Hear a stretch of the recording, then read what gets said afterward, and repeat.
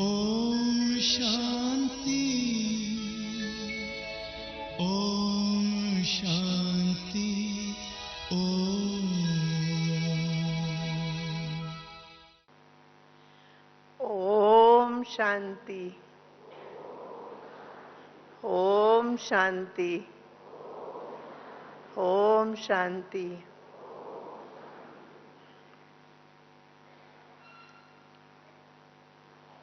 वर्ष तो हर वर्ष आता है और चला जाता है। कुछ समय के बाद फिर 2015 आ जाएगा, फिर 2016 हो जाएगा। तो सृष्टि चक्र में ये क्रम तो चलता ही रहता है, लेकिन विशेष जनवरी मास जो है हम ब्राह्मणों के लिए विशेष स्मृति का सागर लहराने लगता है,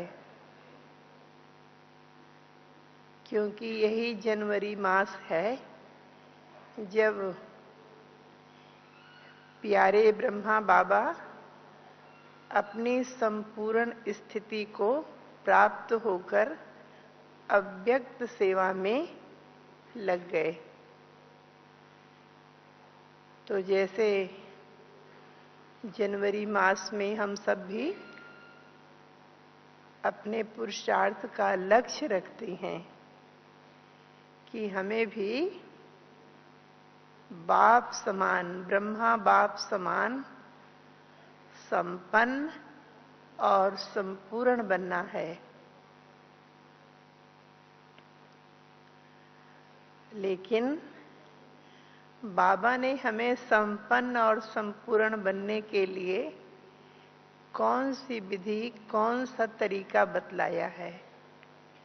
हम संपन्न और संपूर्ण कैसे बने? तो उसके लिए बाबा ने हमको अनेक खजाने दिए हैं। जैसे हम दूसरों को भी बतलाते हैं, आप सब भी बतलाते होंगे, क्योंकि खजाने का नशा तो रहना ही चाहिए। ज्ञान का खजाना है, शक्तियों का खजाना है, गुणों का है, समय का है। ऐसे हम देखें तो ढेर खजाने हैं। तो बाबा ने हमको केवल खजाने ही नहीं दिए हैं, खजाने की चाबी भी हमको दी है। देखो, बॉक्स में, तिजोरी में, अलमारी में कोई बहुत बहुमूल्य वस्तु रखी है, धन रखा है, लेकिन हम उसको खोल ही नहीं सकते। तो कैसे यूज करेंगे? तो व्यक्ति की निर्धनता तो निर्धनता ही रह जाएगी। ऐसे ही बाबा ने हमको जो खजाने दिए, ज्ञान का खजाना, माना भिन्न भिन्न जो खजाने दिए हैं ना, तो बाबा ने साथ साथ हमको चाबी भी दी है। चाबी कौन सी है ना? बाबा क्या कहते हैं कि ये पाठ पक्का करो, ये शब्द पक्का करो बाबा, तो सारे खजाने आपके सामने खुल जाएंगे और आपके अंदर खजानों के द्वारा ही संपन्नता और संपूर्णता आएगी। तभी आप बाप समान बन सकेंगे, फॉलो फादर कर सकेंगे। क्योंकि बाबा कहते, बच्चे आपको पुरुषार्थ में मेहनत करने की दरकार नहीं है, जरूरत नहीं है। आपको तो फॉलो फादर, बाबा के कदम पर कदम रखना है और बाप समान बनना है।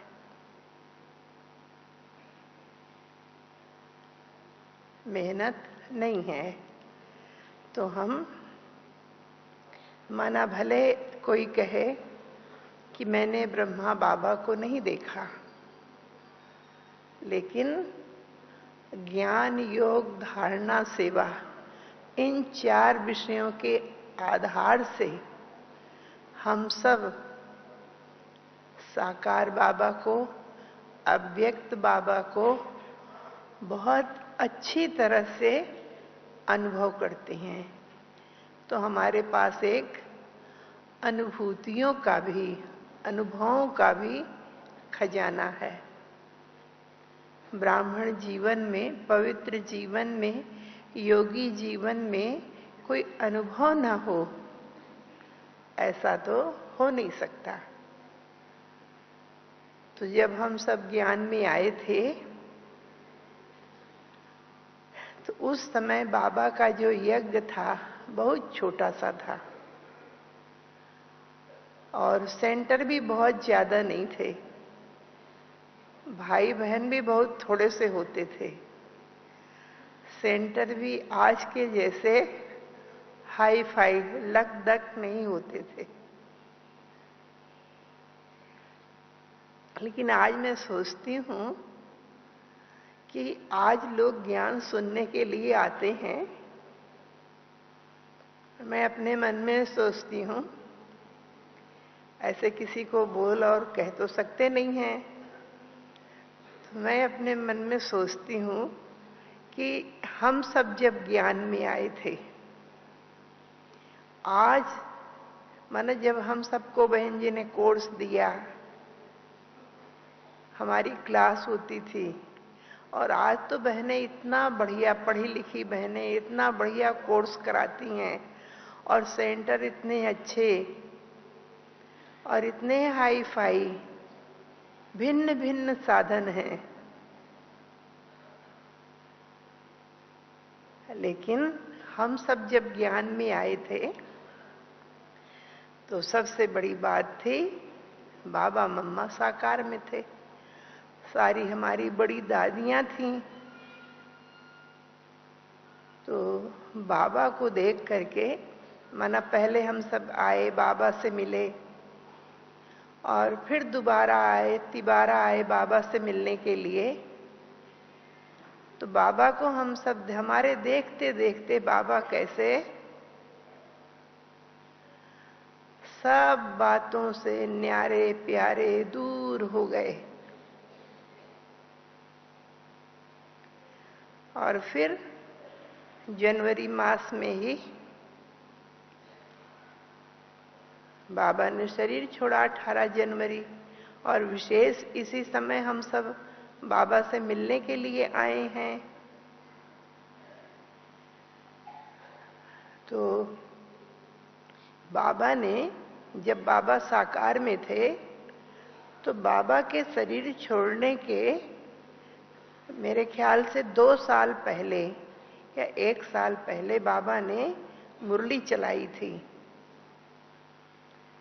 वो मुरली थी 19 जनवरी की। बाबा ने शरीर छोड़ा 18 जनवरी को। तो उसमें बाबा ने कहा कि ब्रह्मा चला भी जाए, स्थापना तो ज्ञान गंगाओं को करना है। तो वो मुरली हम सब ने सुनी, लेकिन वो बात हमारे गले में उतर नहीं रही थी, हृदय में उतर नहीं रही थी कि ऐसे कैसे होगा।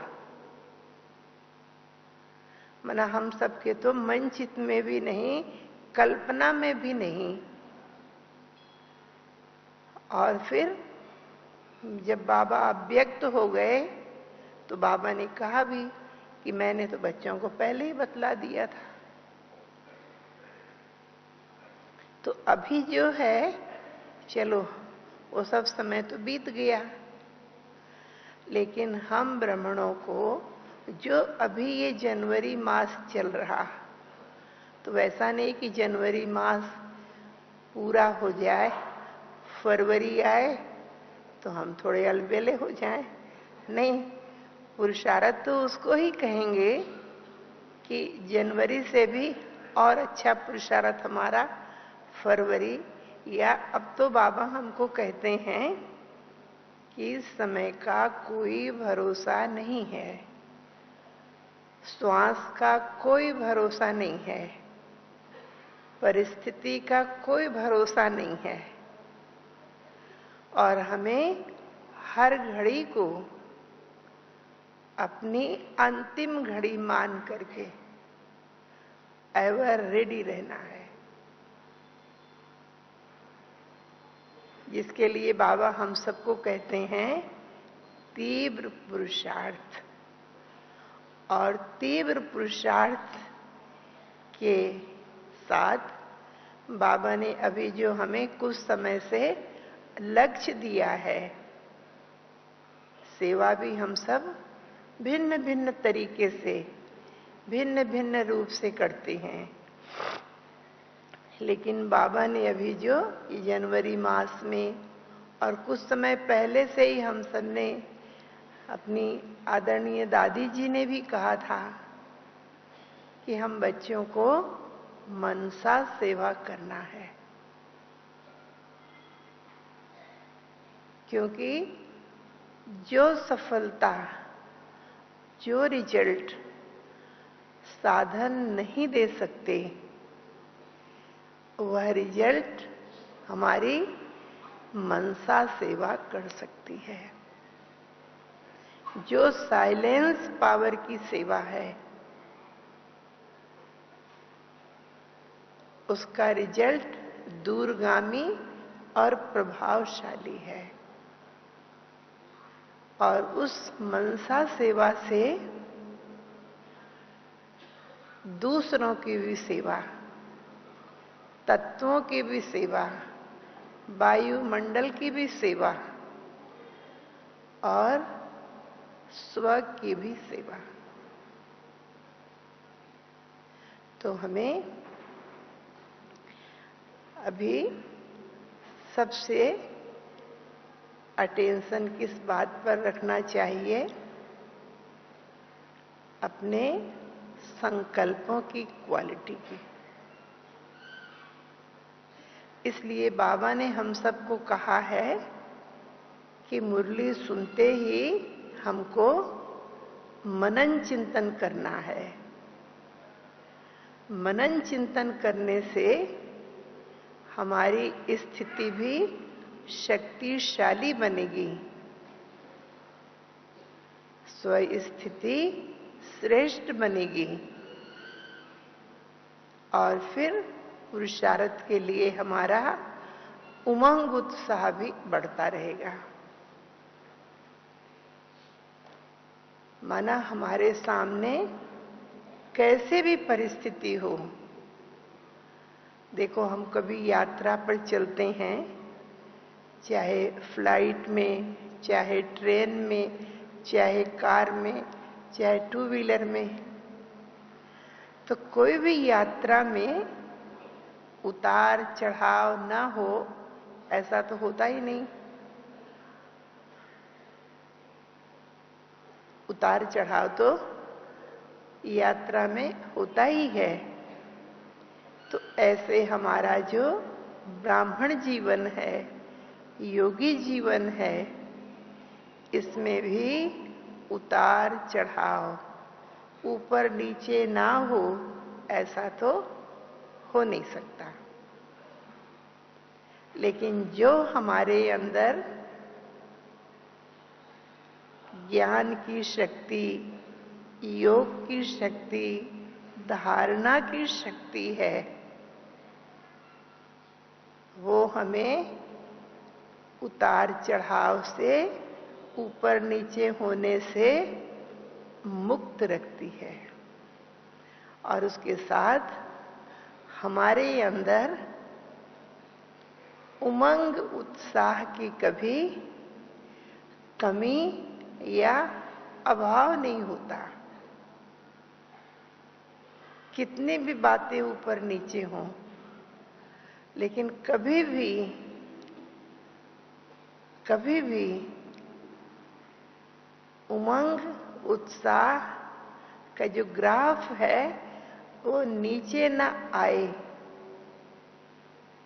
जैसे बाबा हम सबको बार बार कहते, खुशी कभी कम न हो, ग्राफ कभी कम न हो ना, कि कभी बहुत खुश हैं, कभी कोई परिस्थिति ऐसी आ गई तो खुशी रफू चक्कर हो गई, उड़ गई।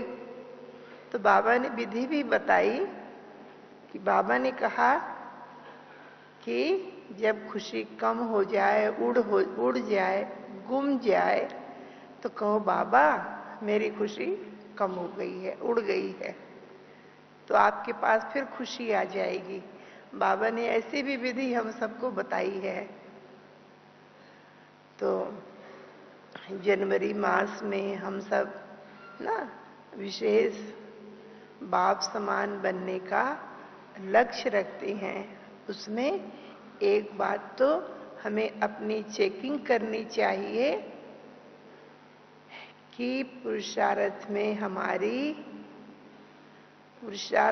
हमारी लगन कभी कम न हो, दृढ़ता में कभी कमी न आए, दृढ़ता में कभी कमी न आए, उमंग उत्साह की कभी कमी न आए। तो जब मैं पहली बार मधुबन आई और बाबा को देखा, बाबा के साथ सब दादियों को भी देखा, मेरे को तो बहुत खुशी होती है और नशा होता है कि हमने बाबा को साकार में देखा है, साकार पालना ली है। माना कोई साधारण बात नहीं है। इस विश्व इतिहास के अंदर, इस सृष्टि रूपी ड्रामा के अंदर ना कितनी बड़ी बात है, कितनी लाजवाब बात है, कितनी श्रेष्ठ बात है कि हमने यज्ञ पिता, यज्ञ माता की पालना ली। बाबा मम्मा से हम सब ने पालना ली। हम बाबा मम्मा से मिले और उसके साथ साथ बाबा के साथ साथ सारी बड़ी दादियां, अब कितनी दादियों के नाम गिनाए, सारी बड़ी दादियां हम सबकी क्लास कराती थी। तो जब मैं बाबा से तो कई बार मिले, मैंने बहुत बार मिले, बाबा के पास आते थे, तो उस समय ये नियम नहीं होता था कि 8 दिन के लिए आना है, ऐसा कुछ नहीं था। 15 दिन के बाद जाओ, महीने के बाद जाओ। और उस जमाने में रिजर्वेशन आदि का भी झमेला नहीं था। और अपना मधुबन पांडव भवन तो बहुत छोटा सा था। हम सब बाबा के बहुत साथ हम सोचते भी हैं कि कहाँ वो समय होता था हम सब बाबा से मिलने आते थे ना। पहले हम सब माना मधुबन आते थे, बस में आते, फिर बस से हमारा सामान बैलगाड़ी में आ जाता, हम सब पैदल पीछे पीछे पांडव भवन में आ जाते थे और बाबा तुरंत हम सब से मिलते थे।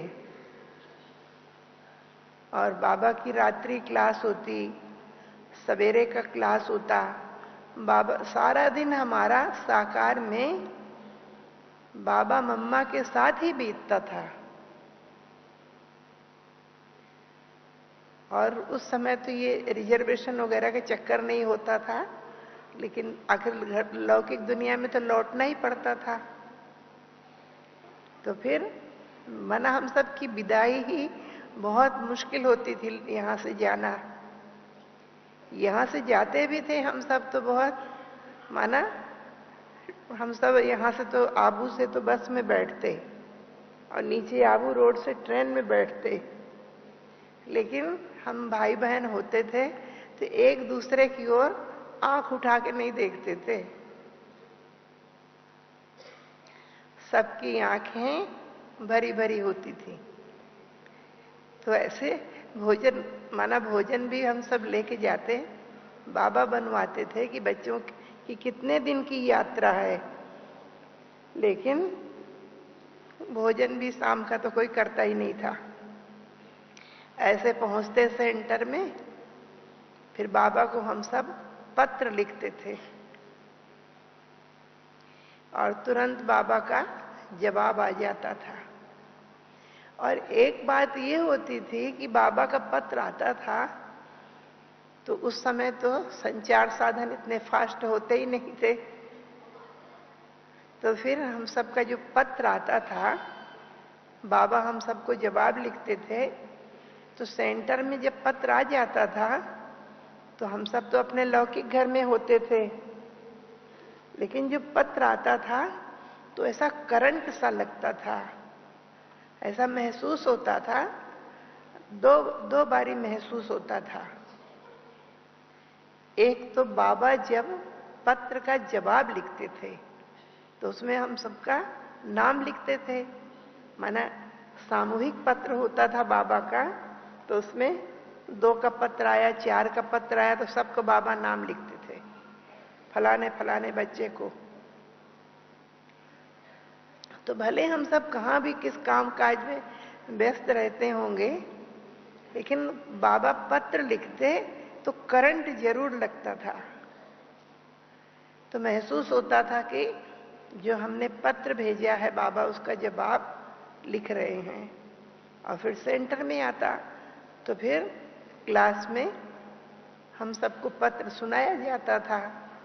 सुन करके हम सब, अब आप सोचो कितना आनंद विभोर, कितने हम सब गदगद होते थे। तो मैं बता रही थी कि जैसे हम सब मधुबन आते थे तो बाबा तो थे ही, लेकिन हमारी जो बड़ी बड़ी दादियां हैं, सब दादियां हम सबकी क्लास कराती थीं।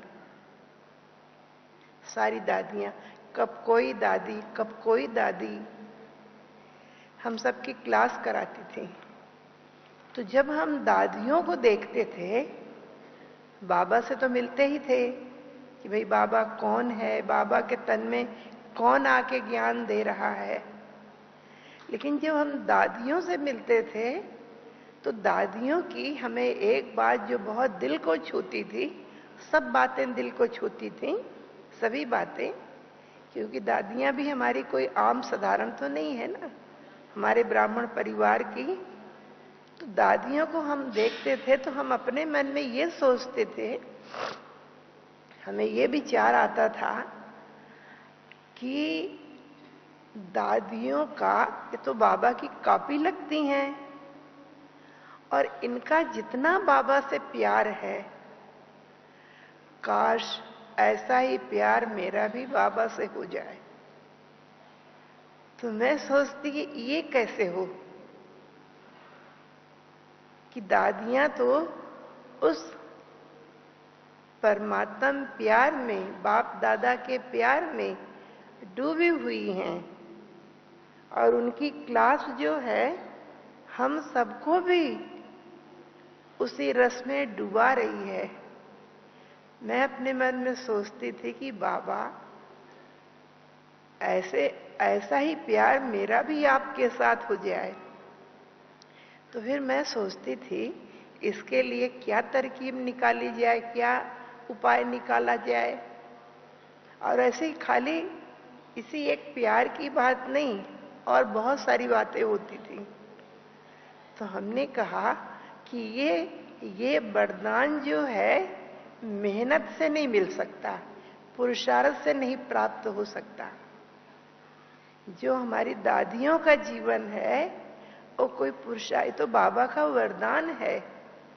तो फिर हमने कहा कि उसके लिए मुझे क्या करना चाहिए, अमृत बेले बाप दादा से मिलन मना के मुझे भी वरदान लेना है कि ऐसा बाबा का वरदान मिले मुझे आत्मा को कि मेरा ये पाठ पक्का हो जाए। ये पाठ पक्का हो जाए। कौन सा पाठ? कौन सा पाठ पक्का हो जाए? एक बाबा और दूसरा न कोई। बाबा से ये वरदान लेना है कि मेरी ऐसी अशरीरी स्थिति हो जाए, ऐसी विदेही स्थिति हो जाए और दुनिया के कोई भी आकर्षण, देखो, न देह का आकर्षण, न देह के संबंधों का आकर्षण, न पदार्थों का आकर्षण, न वस्तुओं का आकर्षण, न साधनों का आकर्षण। क्योंकि है तो देखो सब झूठा ही, देखो है तो सारा झूठा ही ना। पुरानी दुनिया भी झूठी, देह भी विनाशी, 5 तत्वों का पुतला मिट्टी का वो भी झूठा, संबंध भी झूठे, आज है कल नहीं। देखो श्वास छूट गया तो सब छूट गया, सब मटिया मेट। तो दुनिया भी झूठी, संबंध भी झूठे, साधन भी झूठे, आज है कल नहीं है। शाश्वत क्या है? मैं आत्मा और एक मेरा बाबा। तो जो भी पुरुषार्थ में हमें, तीव्र पुरुषार्थ में हमें जो भी ऊंचाई नीचाई आए, तो उसके लिए बाबा ने हमको विधि बताई है कि अमृत बेले मुझे बाबा से, बाप दादा से वरदान लेना है। मेहनत से ये बातें नहीं हो सकती, बाबा से वरदान लेना है। अशरीरी भाव ना, तो जितना फिर हम सबने देखा मना बाबा के साथ का, बाबा से मिलने का, बाबा की पालना से जीवन में पुरुषार्थ नहीं महसूस हुआ। जैसे हम सब गीत सुनते ना, रंग गए हम सब ना, तो बाबा का जो ज्ञान योग का, धारणा सेवा का नशा चढ़ गया आत्मा को, रंग चढ़ गया ना। तो जैसे बाबा के साथ हम सब मिलते थे तो कितना आत्मा के अंदर नशा चढ़ता था, और नशा के साथ साथ आत्मा को बल कितना प्राप्त होता था।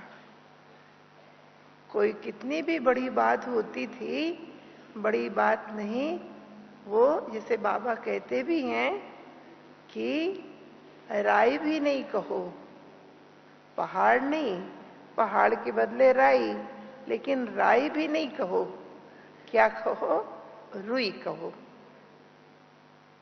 तो बाबा की पालना, दादियों की पालना, उस सब ने आत्मा के अंदर इतना बल, इतनी शक्ति, इतना सारी विशेषताएं भर दी कि ये जीवन कितना, हम सबका देखो कितना अमूल्य जीवन ना।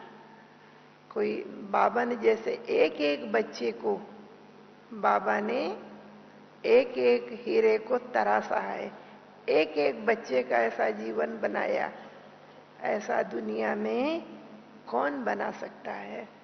तो ये जनवरी मास जो है, ये विशेष मास है हमारे पुरुषार्थ का, हमारी धारणाओं के लिए, हमारी स्व स्थिति को श्रेष्ठ बनाने के लिए, ऊंचा बनाने के लिए ना। तो यही बाबा हमको कहते हैं कि बच्चे, आपकी मेहनत मुझे अच्छी नहीं लगती है। मेहनत के बजाय बाबा ने हम सबको क्या सिखाया? मोहब्बत। एक बाबा, दूसरा न कोई ना। तो हमें अपने ब्राह्मण जीवन में जिस बात में, जो विषय, जैसे हम स्कूल कॉलेज में पढ़ते तो हमें लगता है कि भाई गणित बड़ा कठिन लगता है, या हिस्ट्री कठिन है, या साइंस कठिन है। तो लौकिक दुनिया में लोग क्या करते हैं ना, ट्यूशन पढ़ेंगे, ट्यूटर लगा लेंगे लेकिन हम ब्राह्मणों की दुनिया में अगर हमको कोई विषय, कोई धारणा, कोई बात कठिन लगती है, वैसे कठिन कुछ भी नहीं है, कठिन कुछ भी नहीं है, क्योंकि हमारी पढ़ाई बहुत सरल और सहज है। हमारी पढ़ाई बहुत सरल और सहज है। क्यों? हम पढ़ाई तो हमारी बहुत ऊंची है, ऐसी ऊंची पढ़ाई तो दुनिया में नहीं है। हमारी पढ़ाई जैसी ऊंची तो देवी देवता भी नहीं पढ़ेंगे। नर से नारायण, नारी से लक्ष्मी बनने की पढ़ाई है इतनी ऊंची पढ़ाई हमारी, इतनी ऊंची पढ़ाई है, लेकिन सरल और सहज है। क्यों सरल और सहज है? क्योंकि यहां पिता ही शिक्षक है। हमारे प्यारे बाबा ही जो हमारा परम पिता है, वही हमारा परम शिक्षक है। इसलिए पिता बच्चों को कभी कठिन कड़ी बात नहीं बता सकता। तो इसलिए बाबा ने हमारे लिए पढ़ाई सरल और सहज की है, सरल और सहज की है। और जैसे देखो लौकिक दुनिया में एमए हम जब करते हैं, पहले हम पढ़ाई पढ़ते तो कितने ढेर विषय होते हैं, और अंत में ना एमए करेंगे तो एक विषय। भाई हिंदी में कर रहे हैं, राजनीति में कर रहे हैं, इतिहास में कर रहे हैं ना। तो यहां जो हमारी पढ़ाई है, हमारी पढ़ाई में भी एक विषय है। हमें क्या करना है? देखो सारी पढ़ाई का सार क्या? सारी पढ़ाई का सार अशरीरी भाव और बाबा की याद में लगन में मगन रहना है। बाकी हमारी पढ़ाई में मेहनत नहीं है। बाबा ने हमको इतनी ऊंची शिक्षाएं दी हैं। बाबा हमारे सतगुरु भी हैं, बाबा हमारे परम पिता भी हैं, परम शिक्षक भी हैं, परम सतगुरु भी हैं, लेकिन बाबा हमारे पिता हैं। तो बाबा ने हमें कोई कठिन बात नहीं बताई, लेकिन हमें कठिन कब लगने लगता? जब हम मन मत पर चलने लगते, या जब हम पर मत पर चलने लगते, तब विधाता की दी हुई विधि कठिन लगने लगती है। लेकिन जितना हम श्रीमत पर चलेंगे, उतना हमें सहज लगेगा। तो हमें अमृत बेले से लेकर के रात्रि तक ना, रात्रि जब आए तब हम अपनी चेकिंग करें कि मनसा वाचा कर्मणा कुछ ऐसा तो नहीं, सद्गुरु की आज्ञा का उल्लंघन तो नहीं हुआ। लेकिन समय तो बीत गया। अगर हम अमृत बेले से ही लक्ष्य रखेंगे, तो हम तो यही सोचते कोई बात आती तो बाबा के सामने ऐसी परिस्थिति आई तो बाबा ने क्या किया, दादी ने क्या किया, मुझे क्या करना चाहिए, मुझे क्या करना चाहिए ना, तब मैं सफलता मूर्त बनूंगी। तो इस तरह से अगर अमृत बेले से ही लेकर के ना, तो मैं अमृत बेले एक बात तो हर रोज याद करती हूं, हर रोज वो बात कभी मिस नहीं होती है। अव्यक्त बाबा ने मुरली में कहा था, अव्यक्त बाबा ने मुरली में कहा था कि अमृत बेले तो हम सब ब्राह्मण उठ के बैठते ही हैं, बाबा को याद करते ही हैं, और जब बाबा साकार में थे तो भी बाबा सवेरे अमृत बेले योग कराने आते थे। और फिर बाबा ने क्या कहा कि जैसे जब अमृत बेले में योग में बैठती हूँ तो इस बात का ध्यान जरूर रखती हूँ, वो बाबा की महावाक पक्का श्योर याद आता है, अमृत बेले योग में नींद करना भी बाप की अवज्ञा है। ओहो न, तो मुझे तो न अपने परम पिता, न परम शिक्षक, न परम सद्गुरु किसी की अवज्ञा नहीं करना है, मुझे तो बाबा का आज्ञाकारी बच्चा बनना है। तो योग में न अमृत बेले अपने को अटेंशन रखना है कि कभी आंखें भारी हो गई, कभी ऐसे हो गए, नहीं, अटेंशन रखना है। बाबा विशेष हम ब्राह्मणों से मिलने के लिए, बाबा विशेष हम ब्राह्मणों से मिलने के लिए, माना बच्चों से मिलने के लिए बाबा का समय अमृत बेले का ही मुकर्रर है। तो सारी जो बाबा से वरदान है, शक्तियां हैं, सब हम अमृत बेले लेते हैं और सारा दिन बाबा के दिए हुए खजाने को यूज करती हैं ना, बाबा के दिए हुए खजानों को यूज करते हैं। और जो बाबा ने हमको की दी है चाबी, उसको लगाते रहते हैं ना। तो ऐसे बाबा के देखो, एक होता है ना बड़ा बड़ा पुरुषार्थ, एक होता है छोटी छोटी बातें। तो हमें ब्राह्मण जीवन में छोटी छोटी बातों का भी ध्यान रखना है, बड़ी बड़ी बातों का भी ध्यान रखना है ना। जैसे पिछले साल बाबा ने मुरली में कहा, अव्यक्त बाबा ने, कि बच्चों को रात्रि को सोते समय गुड नाइट जरूर करना है, अमृत बेले गुड मॉर्निंग जरूर करना है बाबा से ना। तो ऐसे हमें ना कभी मिस नहीं करना है, मिस नहीं करना है। रात को बाबा की याद में बैठ करके ना, बाबा से रू रिहान करके, लेन देन करके ना, लेन देन करके और बाबा को याद करके सोना है, याद करके उठना है। और सारा दिन ना काम काज करते, जीवन निर्वाह करते, ईश्वरीय सेवा करते, कुछ भी कर्म के बिना तो नहीं रहेंगे ना अपन, लेकिन सब कुछ करते। बाबा की याद रही क्या, बाबा की मुरली की पॉइंट याद रही क्या ना।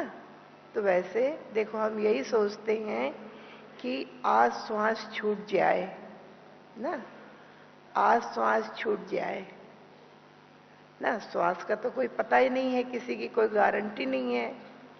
तो श्वास छूट जाए तो संगम युग हमारे हाथ से गया। तो कितनी अपरम अपार प्राप्ति हमको संगम युग पर मिलती है।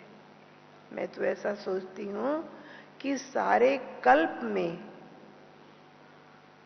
बाबा के सामने हाजिर नाजिर हम बच्चे मात्र संगम युग पर ही होते हैं।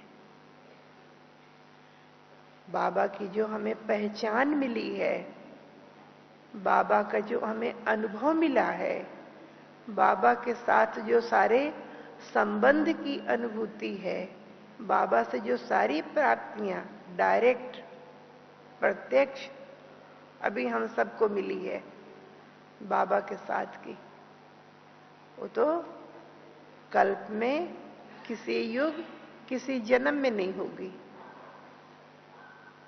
इतना अमूल्य, इतना दुर्लभ, इतना श्रेष्ठ जीवन हम सबका है। और श्वास छूट गया तो ना पुरुषार्थ भी समाप्त। इसलिए हम पुरुषार्थ में ना, कुछ भी हो, कुछ भी हो, पुरुषार्थ में भले कितने भी पेपर आए, पेपर तो आएंगे ही, कभी तन का पेपर आएगा, कभी मन का पेपर आएगा, कभी धन का पेपर आएगा, कभी जन का पेपर आएगा। हिसाब किताब है पुराने दुनिया से, हिसाब किताब है पुराने, तो भले आएंगे, लेकिन मुझे कभी कमजोर नहीं होना है। मुझे कभी कमजोर नहीं होना है। मुझे कभी जीवन में, ब्राह्मण जीवन में थकना नहीं है। कुछ भी हो, मुझे कभी थकना नहीं है। मुझे कभी मुड़ के पीछे नहीं देखना है। मुझे पीछे कभी मुड़ के नहीं देखना है। मुझे कभी दिल शिकस्त नहीं होना है। मुझे कभी ना उम्मीद नहीं होना है। मुझे कभी विचलित नहीं होना है।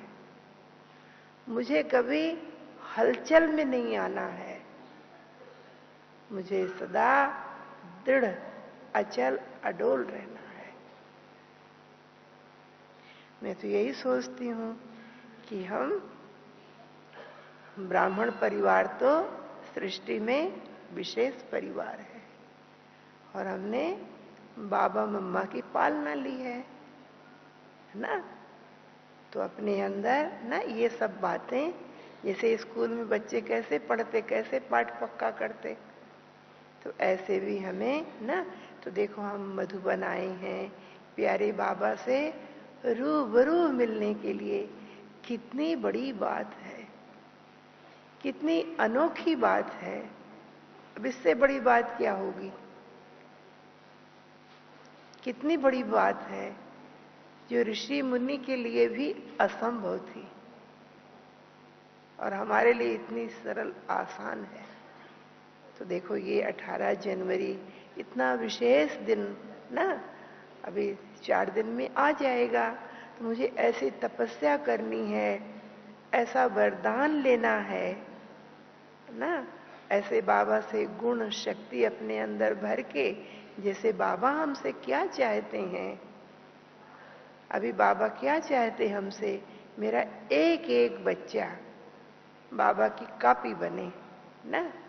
तो ऐसे हमें ना दृढ़ संकल्प करके, वरदान लेकर के, क्योंकि ये भूमि जहां हम बैठे हैं ना, तो कल मैं योग कराने के लिए आई तो मुझे याद आया कि देखो यही जगह है जहां बाबा आते हैं,